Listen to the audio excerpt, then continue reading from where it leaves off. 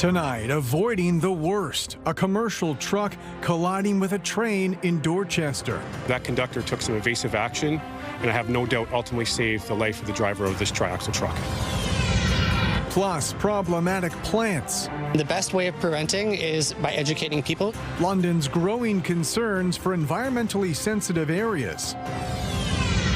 And a place to play for four-legged residents. The small-town dog park plans meeting rampant demand.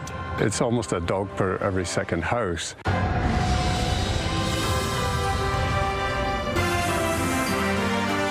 CTV News with Carlyle Fiest. Good evening. Thanks for joining us. We begin tonight in Dorchester, where a train collided with a commercial truck earlier today. The truck spilled hundreds of liters of herbicide while the driver suffered serious injuries. As Rita Ismail reports, if not for the train conductor's actions, the crash could have been fatal. This was the scene Monday morning on Shale Lane in Dorchester after a triaxle truck carrying roughly 400 liters of herbicide was struck by a CN train at a rural crossing. Police say the truck driver suffered serious injuries but is expected to recover. The good news out of this is that the driver of this truck is going home to their family. They did suffer some serious injuries, but non-life-threatening, which is probably the best news I can report all day. OPP say crashes involving trains often have tragic outcomes. Investigators credit the train conductor with taking action that may have prevented a far worse outcome. The conductor did not suffer any injuries, and I'm glad to say that they're going to go home to their families as well. But more importantly, that conductor took some evasive action, and I have no doubt ultimately saved the life of the driver of this triaxle truck. The collision also triggered an environmental response. Police say approximately 400 liters of herbicide spilled from the tank on the truck, prompting the Ministry of Environment to attend the scene. Investigators are still working to determine exactly what led to the crash at the stop sign controlled crossing. If you're an operator of motor vehicles, especially coming up to, say, signals that aren't with arm bars dropping down, but you do have stop signs, please make sure you check twice. It's going to save a life. Even if you have to check 3, 4, 5 times before you proceed, make sure you do that. Police say the investigation remains in its early stages, and more information is expected as investigators continue to piece together what happened. Rita Ismail, CTV News. London firefighters say they expect to be on the scene of a fire at the Elias Street rail yard for a few hours. A large column of smoke billowed above burning rail ties, which are coated with oil-based preservatives. Fire crews say they were on the scene within minutes, preventing the flames from spreading to nearby rail cars and businesses. No injuries have been reported. With gardening season well underway, there's a push at City Hall to make invasive plants more identifiable at local nurseries. As Daryl Newcomb reports, they're starting to appear in London's most sensitive ecosystems and could pose a growing problem. It's not hard to find invasive species that have escaped backyard gardens and are now threatening London's environmentally significant areas. Someone probably planted a small English ivy plant years ago, not realizing that it would spread under the fence and into the ESA behind their backyard. It's the same exact plant that I just picked up around the corner at a store that isn't labeled to warn the consumer this could cause environmental and property damage. Dr. Brendan Samuels is a member of the Environmental Stewardship and Action Community Advisory Committee at City Hall. Lesser periwinkle, or Vinca minor, another invasive introduced species. It's recommending council consider requiring labels, signs, or point-of-sale handouts at nurseries to educate gardeners about which plants are invasive, and if they are purchased, that they should be contained in a pot. The best way of preventing is by educating people so that we don't accidentally plant the wrong thing in the first place. When an invasive species like goutweed gets established in an ESA, the damage can be total, as it easily outcompetes the native plants. Gardening just half a block from an ESA, Paula Martin believes point-of-sale information would be effective. For people just like me, that I don't know a lot about it, so I could be educated. London has 21 ESAs that are home to some rare and endangered species. Removing invasive species after they become established has proven difficult, time-consuming, and costly. Invasive species are present in all of our environmentally significant areas, and we do not currently have the resources resources to remove all of them. Samuel says the advisory committee consulted with some local independent garden centers and agrees that banning certain plants would be difficult to enforce and could simply result in gardeners driving to neighboring municipalities. The supply chains for these products are much larger than London, and I would rather not restrict people from acquiring these products that they want, but instead we need to make sure that they're informed about how those products should be used and how they should be disposed of to minimize the risks to the environment and the cost to taxpayers. The advisory committee's recommendation will be considered at the next meeting of Council's Community and Protective Services Committee. Daryl Newcomb, CTV News. Good evening. We've had some fantastic gardening weather. It's been gorgeous and dry, although you need to water those freshly planted plants and flowers. In terms of our temperature, high today coming in at 23 degrees. Just gorgeous conditions. We continue to see this blocking pattern in the upper atmosphere, which means much of the same in the forecast. So clear skies at night, cool and comfortable, and beautiful, lots of sunshine and warm during the day. We will see it come to an end. The block will break down by the end of the week, but we're going to stack those dry days back to back as we push toward a Friday. And a warming trend on the way. Temperatures are headed up and we'll pick up a southerly flow as we head toward the weekend. 13 degrees by midnight and the winds continuing to ease off over the next couple of hours. I'll have your 7-day and we'll look at some hot temperatures arriving as we kick off meteorological summer. Carlyle? Thanks, Julie. A fundraising effort is underway in a small community near Woodstock to build a dog park.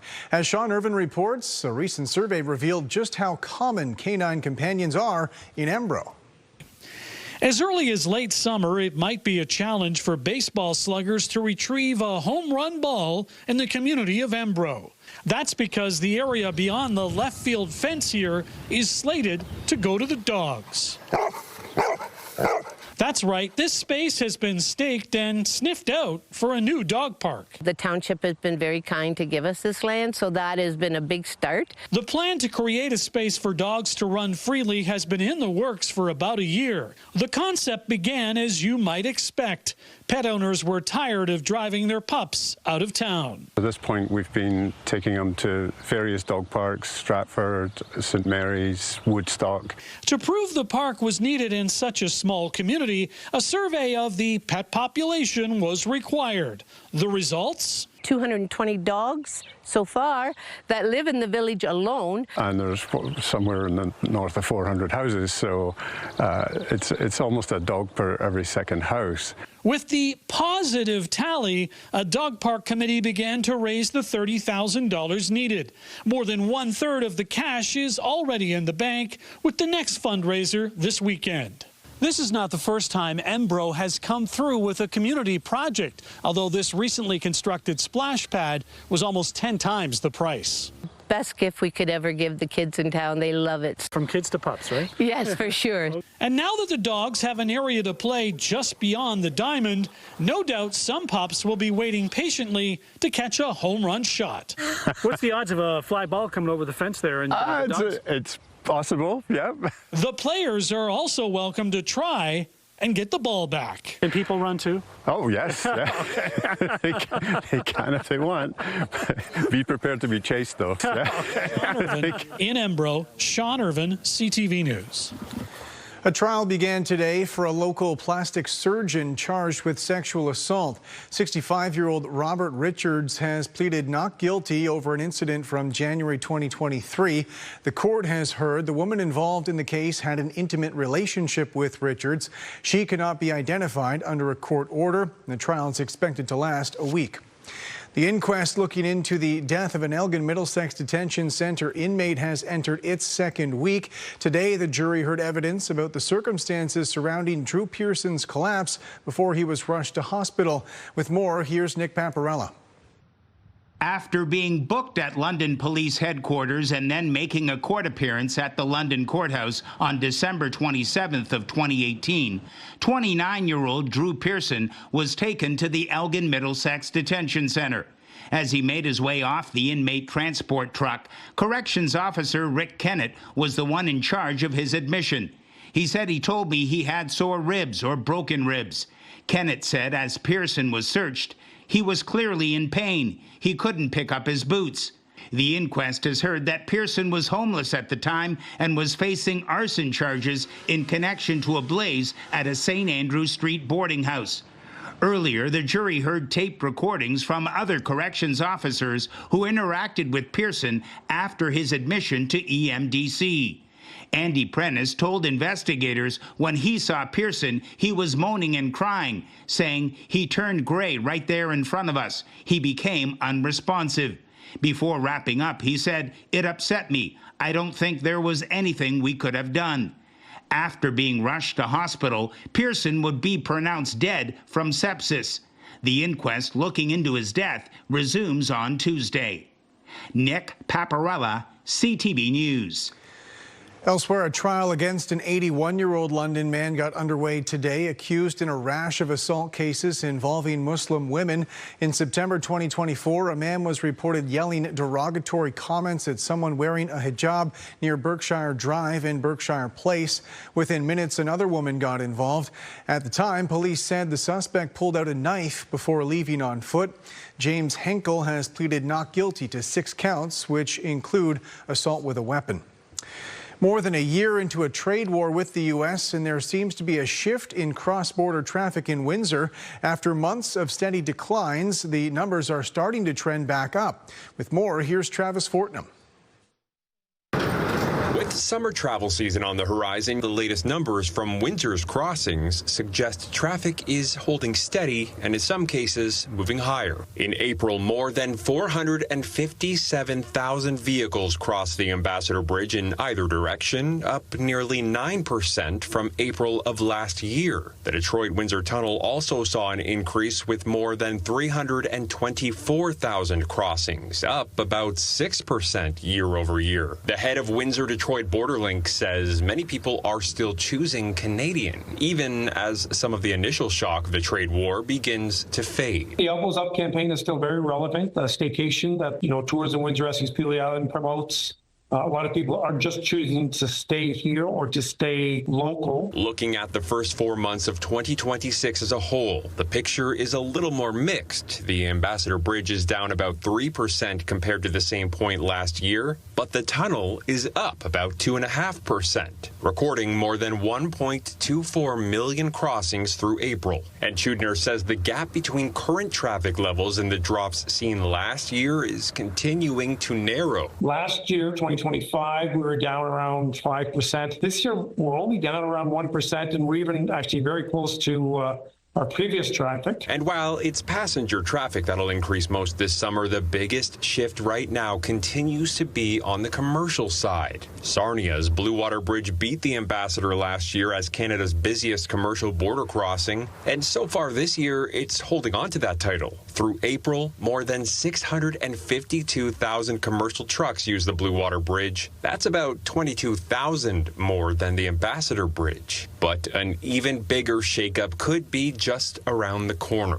The Gordie Howe International Bridge is expected to fundamentally change traffic patterns across the region. With 3 international crossings soon competing for drivers and freight, Chudner says the tunnel is already preparing for a short-term dip once the new crossing opens. We think the first month they open up, we'll see a 7% dip in passenger vehicle traffic. The following month, a 5% dip. After that, it really remains to be seen. Travis Fortnum, CTV News. The City of London and local food bank have partnered for their annual food drive, launching the London Cares Curb Hunger campaign today. Brent Lale has more on the demand and the support.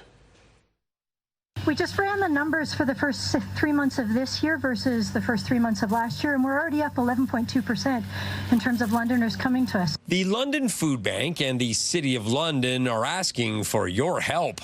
They are beginning their 30th year in partnership with the London Cares Curb Hunger Food Drive. Poverty doesn't take a summer holiday, but while you and I are trying to figure out our summer plans and where we're going, people who come to the food bank oftentimes struggle.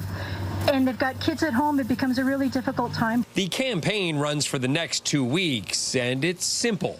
Donate food or cash at the food bank, drop off items at grocery stores, or plant a row, grow a row in one of the community gardens.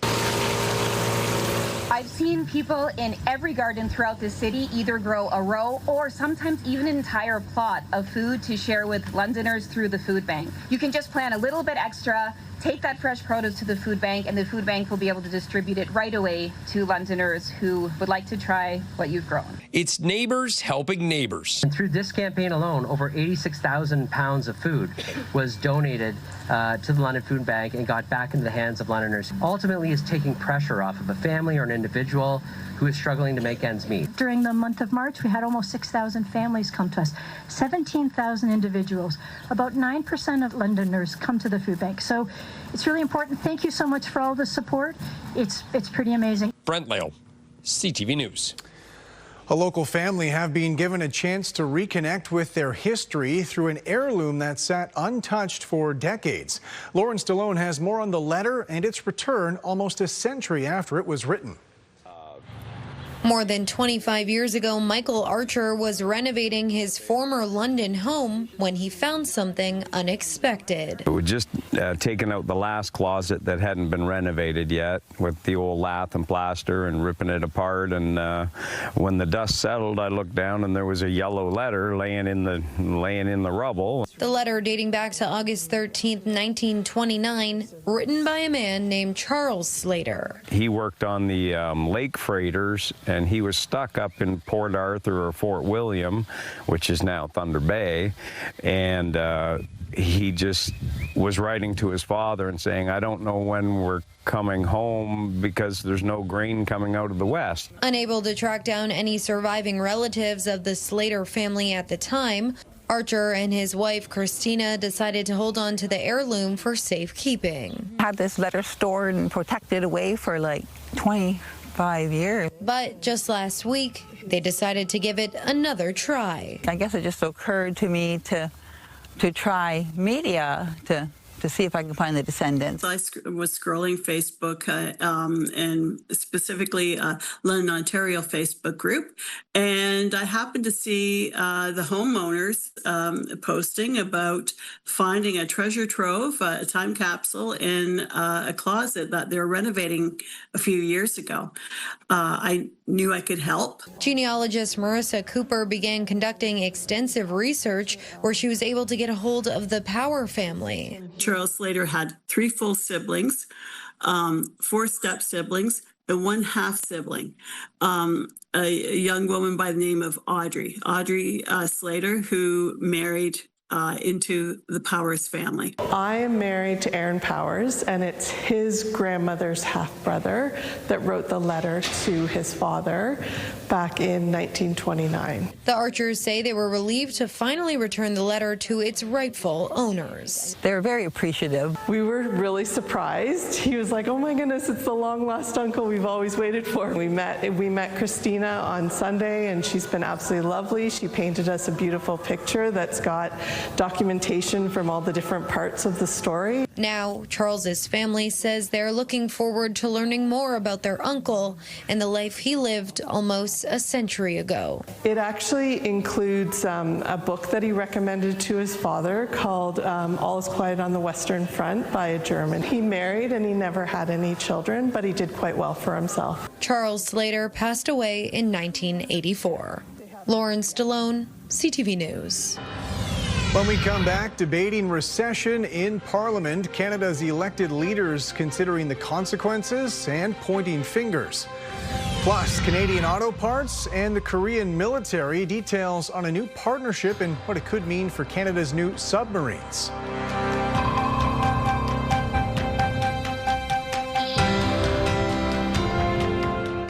Download the CTV News app and stay on top of local stories as they unfold. We begin tonight with Ontario's latest. Customize your feed and watch live wherever you are. ctvlondon.ca, your home for news.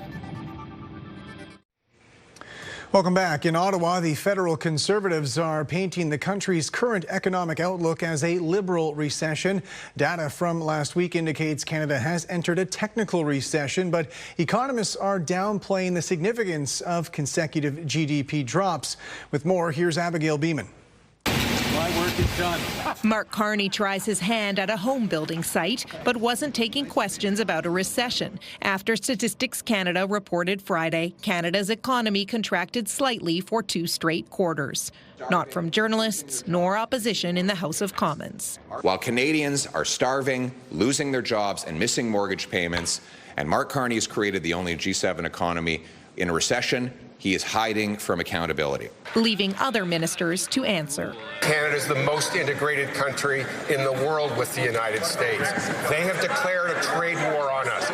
This side of the House understands that. We will control what we can control. The leader of the opposition should stop running down Canada and join us. It's the Liberal Prime Minister that's running down our economy and then running away from accountability for it. Where is he anyway?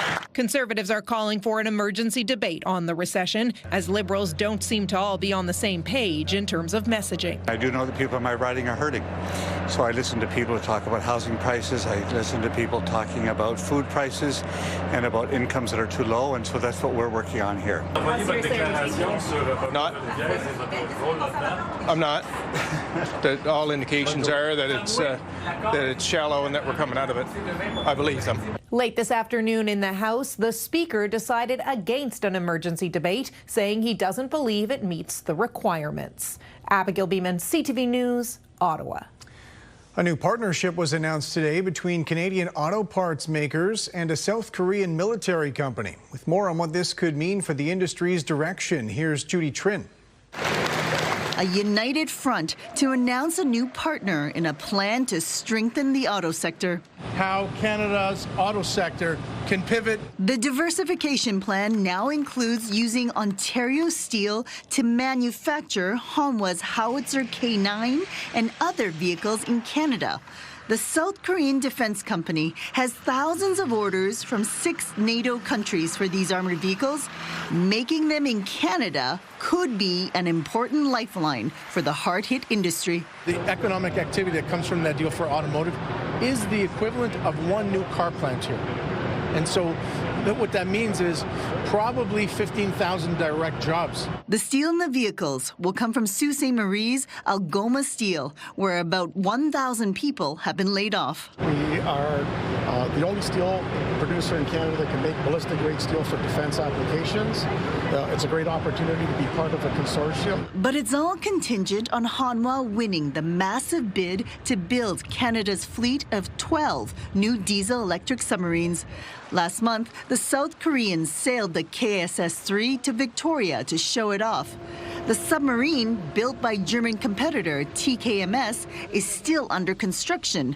But Germany is trying to make waves in other ways. The program creates and sustains more than 650,000 jobs over the next years. The impact on the GDP will amount to 86 billion Canadian dollars. As the economic promises increase, the government is hesitating but not ruling out splitting the procurement. I don't know if you can categorize, Judy, the safe decision being splitting this down the middle. I think what we're looking at here is making sure that we have a fleet that is interoperable.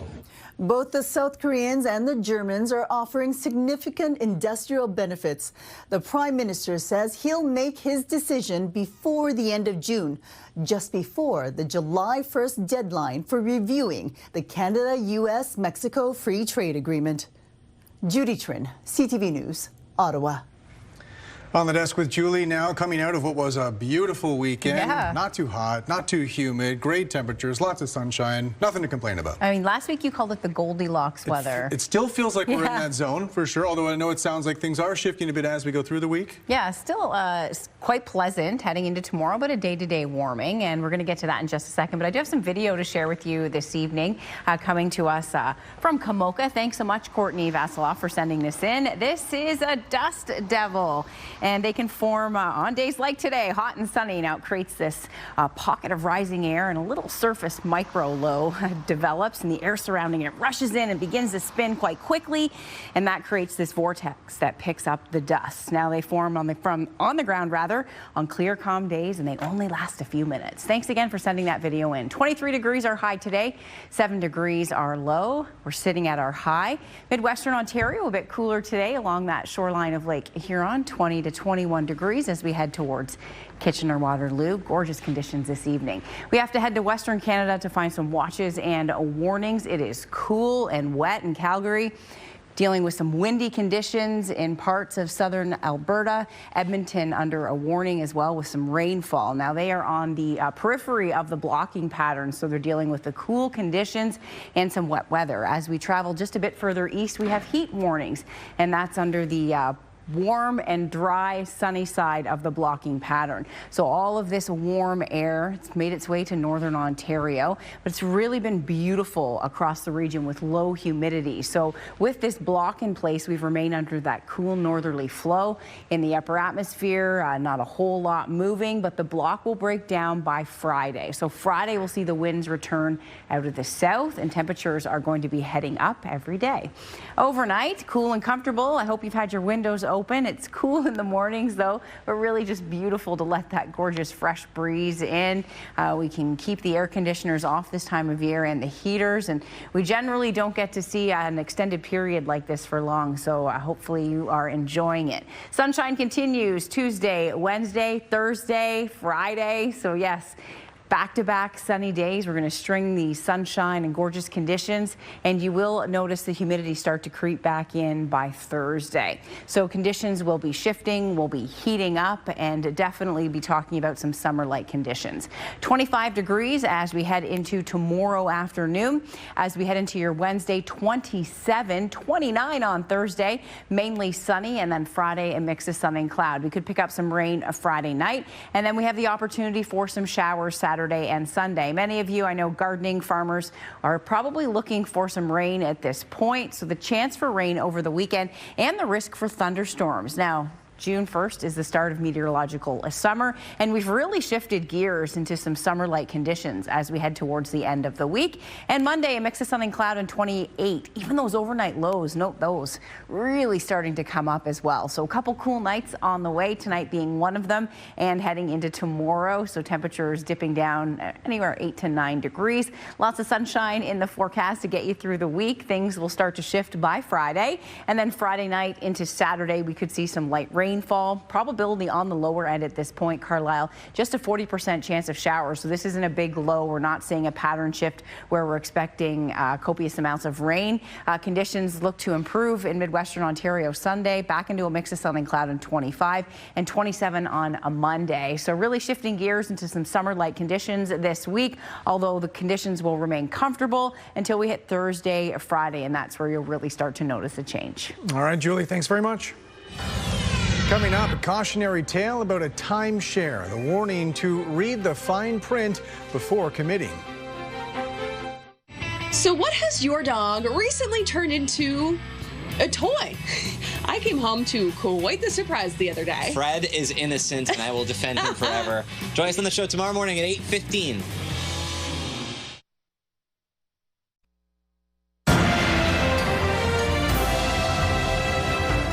Canada Post workers have voted overwhelmingly in favor of a new 5-year contract ending more than 2 years of labor unrest.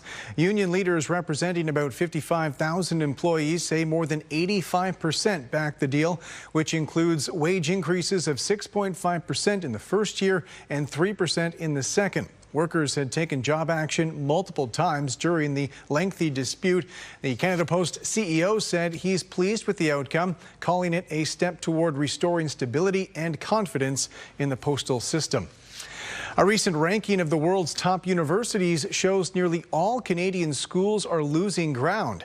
The list comes from the Centre for World University Rankings. It shows 37 of Canada's 38 ranked universities declined compared to last year. The only exception was the University of Toronto, which remained Canada's top-ranked institution at number 23.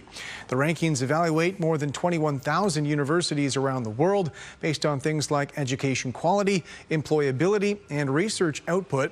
Harvard secured the top spot for the 15th straight year, followed by MIT and Stanford.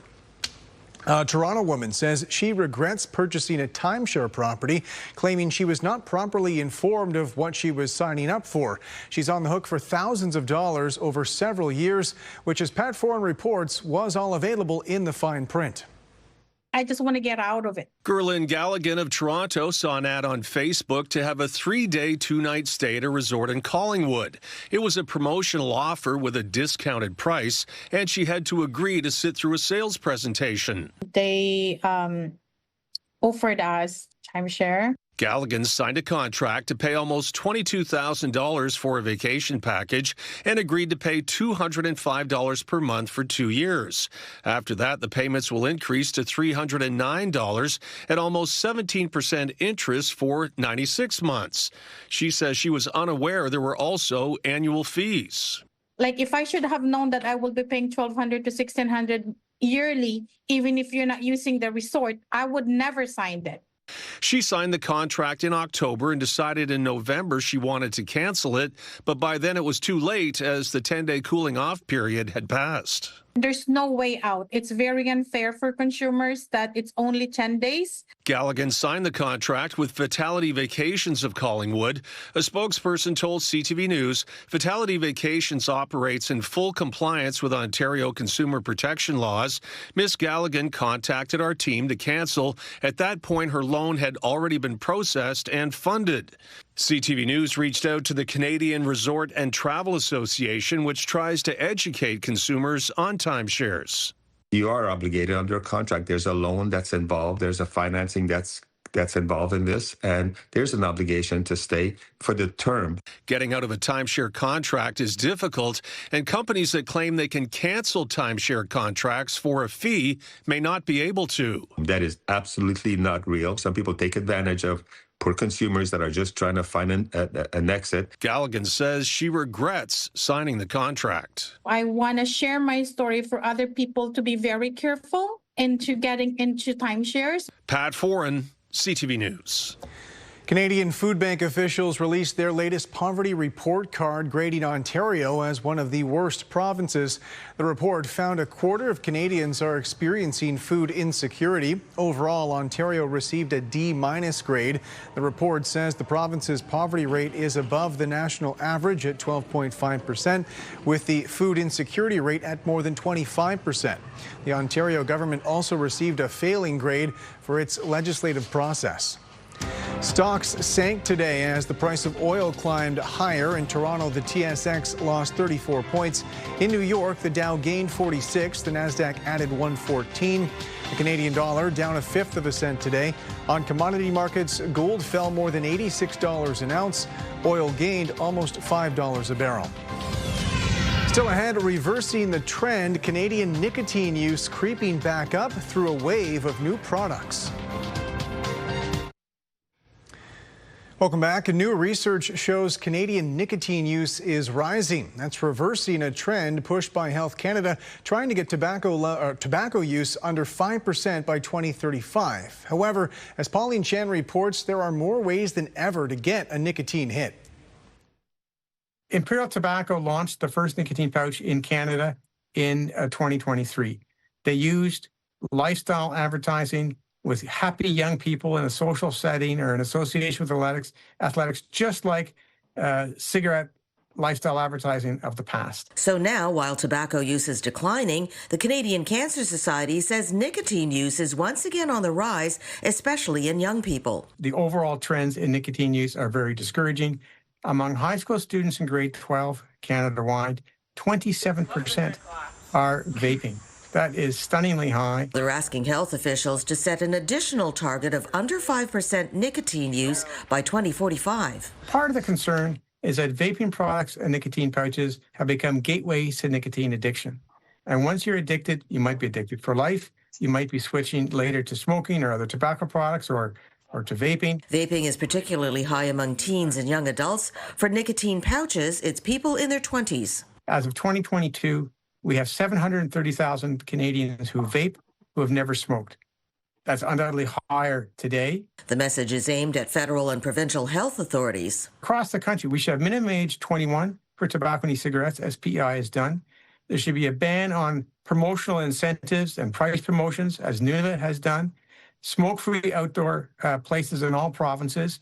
A ban on online sales, higher tobacco taxes, fewer retail locations, and a national ban on flavors in e-cigarettes. The Canadian Cancer Society says tobacco kills about 46,000 Canadians a year and is a leading preventable cause of cancer, stroke, heart disease, and more. Pauline Chan, CTV News, Toronto. British doctors are praising test results from a cancer treatment managing to eliminate entire tumors in some patients. Researchers say an injection was offered to patients whose cancer had spread, come back, or failed to respond to standard treatments.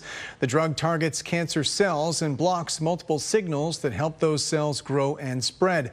Results from the clinical trial showed the injection reduced tumor sizes in 43 of the 102 patients treated. In 15 of those cases, the tumors disappeared completely. New EGFR drugs like amivantamab are showing strong promise in HPV-negative head and neck cancers, and this will hopefully improve response and durability and hopefully improve survival and outcomes so that, many years are possible even when recurrent metastatic disease occurs. Head and neck cancers are among the most common cancers worldwide, affecting thousands of Canadians each year. Family members of former NHLer Claude Lemieux say his brain will be donated for traumatic injuries research. Lemieux played for several teams, including the Montreal Canadiens. He died by suicide last week at the age of 60. His family released a statement saying his brain will be donated to the Boston University CTE Center to study the effects of repetitive brain injuries. 4 cities across our region hosted annual walks for Alzheimer's research this weekend. Organizers say they brought in nearly $300,000. On the count of 3, 1, 2, 3, let's walk. This is important for us because we at Alzheimer's Society Southwest Partners, we really want to support all of our people living with dementia and our care partners that are navigating the journey of dementia and Alzheimer's in our communities. We are so delighted to be able to bring those funds and support our community. We have 15,000 people in our London, St. Thomas, Tillsonburg, and Woodstock areas that have some form of dementia, and we need to support them with all the programs and services that we offer, and the fundraising here just helps us make that even better. It warms your heart a little bit. I've understood that some people are pretty competitive here. It's gotten competitive on the donation side, which is great for the Alzheimer's Society, but in a friendly way. The numbers this year are going to knock it out of the park, so we're really proud of everyone that's gotten involved. 2 Londoners have earned a prestigious commendation from the National Defence Minister for their work building a memorial site dedicated to fallen soldiers lost at sea. With more, here's Brent Lale.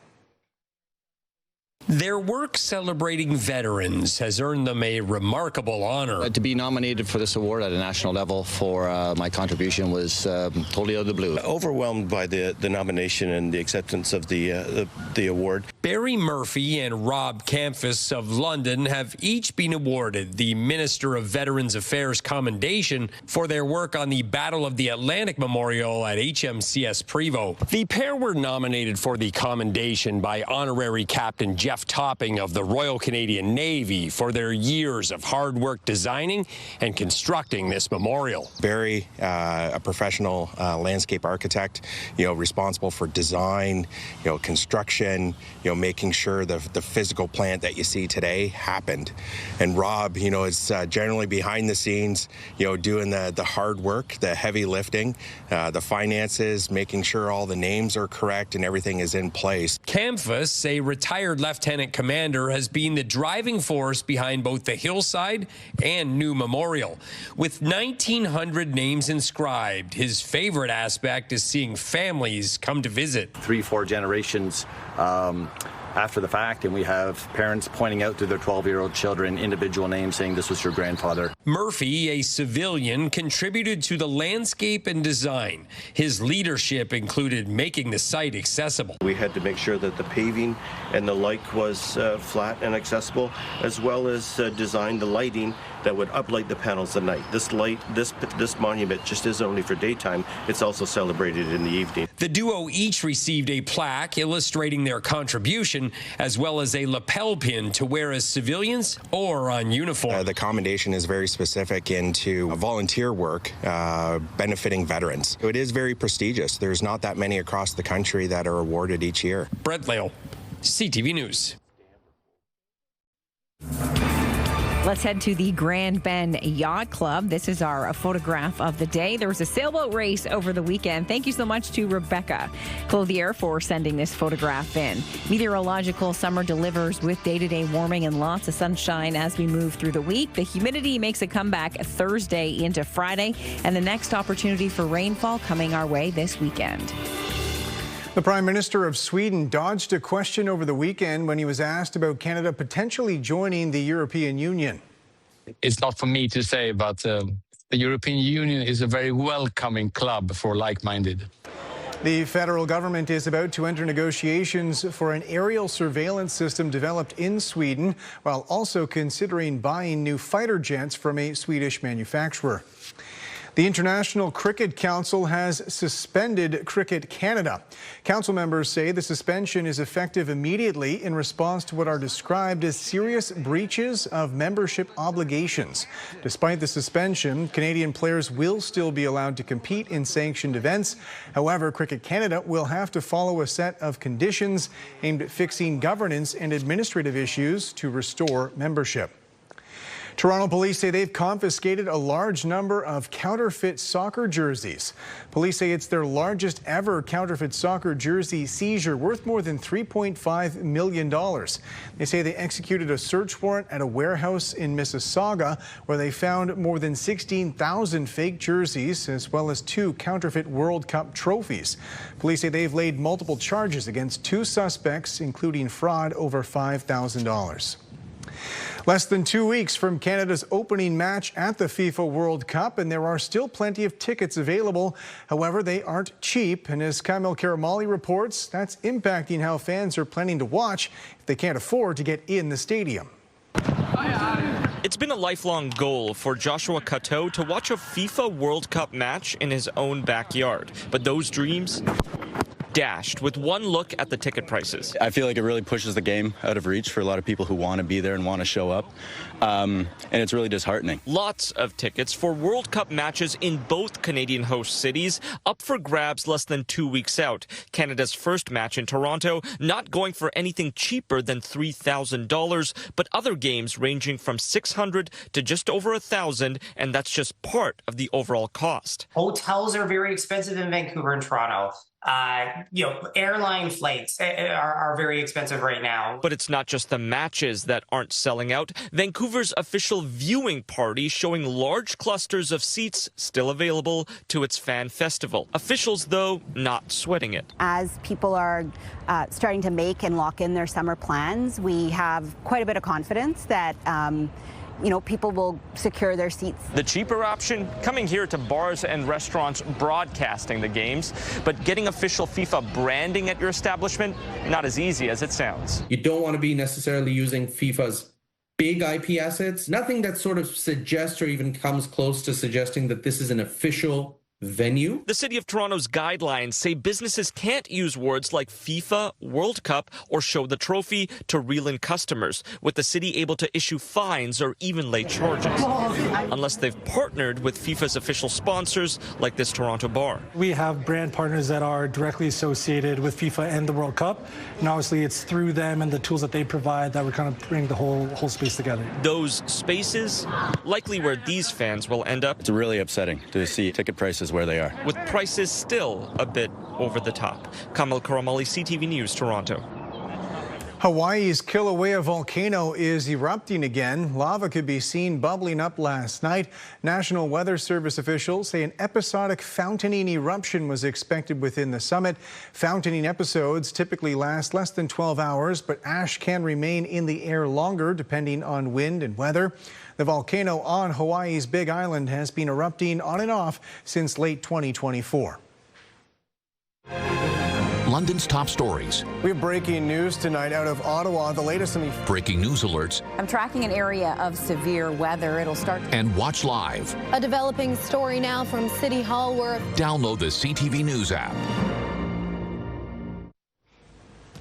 Finally tonight, a new sculpture unveiled in Woodstock in memory of the city's most famous artist. With more on the installation and the symbolism behind it, here's Brent Lale. A pigeon is released, a symbol of Woodstock's newest art installation, Bird Set Free. It's been a lengthy process to get to this point, but we're very happy with how it's ended up. Inspired by the 100th anniversary of the death of legendary artist Florence Carlyle, it's the new centerpiece in the park named after her. Bird Set Free, the meaning behind it, her nickname when she was growing up was Bird. So that's what kind of struck the chord that sparked the whole sculpture from a concept. There's the cage, which is a bird cage, which is open at the top, is a corset, which kind of speaks to the constraints that women were dealing with in that time. And then inside there's a bird, which is, again, speaks to Florence, and it is the release and symbol freedom. of freedom. Created by Dwayne and Ursula Kamala Thomas, it's the second installation in the city's new sculpture garden. It's meant to be interacted with. As you can see when you come and visit, there's going to be honeysuckles growing from the ground, and it's kind of almost going to feel like it came of the earth. So it's just really special to engage with. It's meant to be touched. It's meant to kind of sit inside, contemplate, look up at the beautiful bird that's in there. So it is, it's very special. The piece has actually been in the park for the past few months, but the bird was added Saturday, the finishing touch. In the original design, there was a perch that was going to be in the middle. And then we made a decision from an accessibility standpoint to remove the perch so that anybody could come in and have the experience of being in there. And then you look up and you see the sky and you see the birds and you see the rainbow in the sky. So to see it come to life like this is super beautiful. In Woodstock, Brent Lale, CTV News. That's it for us. Thanks for watching. For your latest local headlines, you can always head to our website. I'm back tonight with your late news at 11. Bye for now.